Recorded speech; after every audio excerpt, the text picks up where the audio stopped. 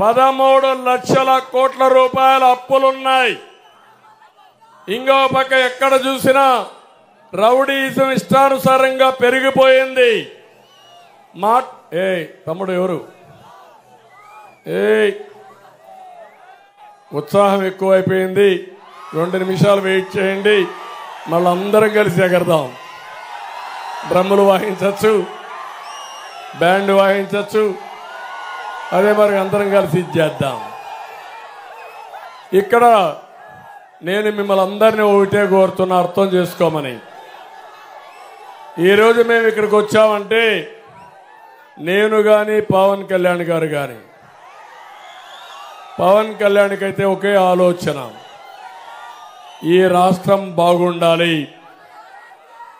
ఆంధ్రప్రదేశ్ రాష్ట్రంలో ఉండే తెలుగువారు ఆనందంగా ఉండాలనే ఏకైక లక్ష్యంతో ఒక రాజకీయ పార్టీ పెట్టి సామాజిక బాధ్యత తీసుకున్నాడు. ఇప్పుడు మేమిద్దరం ఆలోచించింది, మేమిద్దరం ఉంటాం, డబ్బులు లేకపోతే ఏమీ చేయలేం, కేంద్రం కూడా మనతో ఉండాలనుకున్నప్పుడు బీజేపీ కూడా వచ్చారు.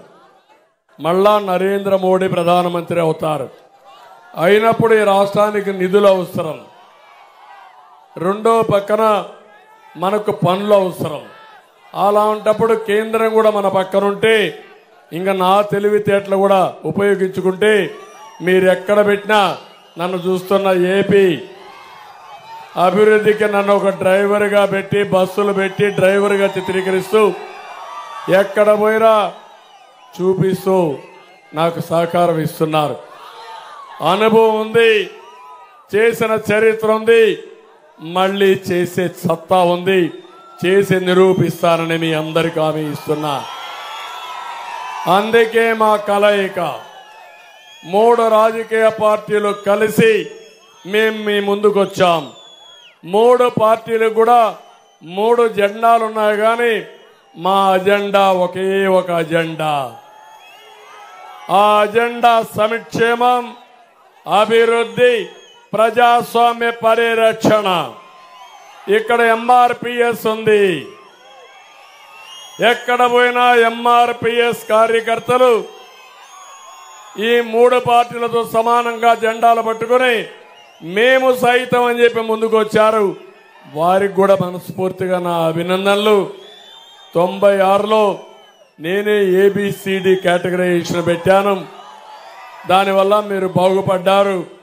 ఇప్పుడు నరేంద్ర మోడీ కూడా చెప్పాడు, మళ్ళీ హామీ ఇస్తున్నా, తప్పకుండా జిల్లాల వారీగా ఏబిసిడి కేటగరైజేషన్ పెట్టి సామాజిక న్యాయం చేసే బాధ్యత మా కూటమి తీసుకుంటామని మరొకసారి మాదిగలందరికీ హామీ ఇస్తున్నా. ఇవి చేస్తూనే మళ్ళీ ఇప్పుడే ప్రసాద్ గారు అడిగినప్పుడు, కృష్ణప్రసాద్ మీరు అన్నారు, జాబు రావాలంటే